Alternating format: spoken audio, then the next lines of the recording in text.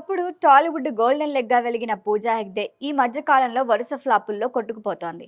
ఈ ఫ్లాపుల పోరు నుంచి బయటపడేందుకు రూటు మార్చింది. లేటెస్ట్ గా రౌడీ జనార్దన్ లో ఆఫర్ అందుకుంది.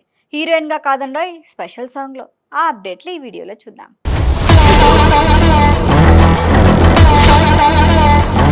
జిగేల్ రాణిగా రంగస్థానంలో మాస్ ని ఊపేసింది. లవ్ యూ మోనికా అంటూ కూలీలో స్టెప్పులేసి యూత్ ని అట్రాక్ట్ చేసింది. లేటెస్ట్ గా మరొకసారి అలాంటి సాంగ్ తోనే రాబోతోంది బుట్టబొమ్మ. ఒకప్పుడు టాలీవుడ్ లో గోల్డెన్ లెగ్ బ్యూటీగా వెలిగింది పూజా హెగ్డే.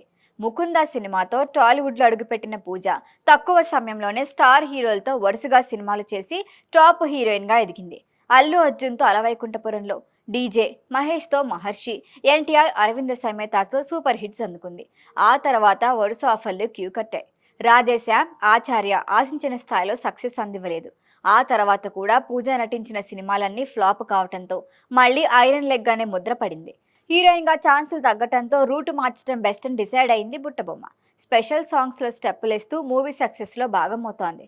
గతంలో Ram Charan blockbuster movie రంగస్థలంలో జిగేల్ రాణి పాటలో అదరగొట్టింది.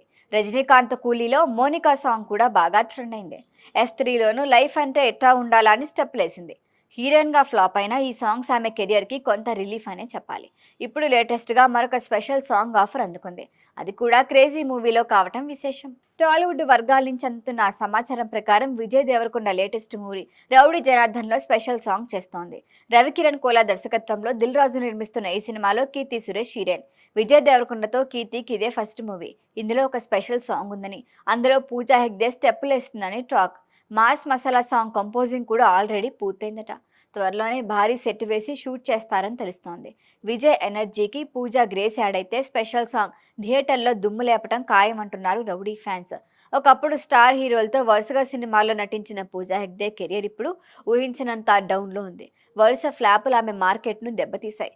పెద్ద హీరోలతో అవకాశాలు రాకపోవడంతో పూర్తిగా స్పెషల్ సాంగ్స్ పైనే కాన్సన్ట్రేట్ చేస్తున్నట్లుగా తెలుస్తోంది. ఓ దశలో తమన్నా కెరియర్ కూడా అయిపోయిందనుకున్నారు.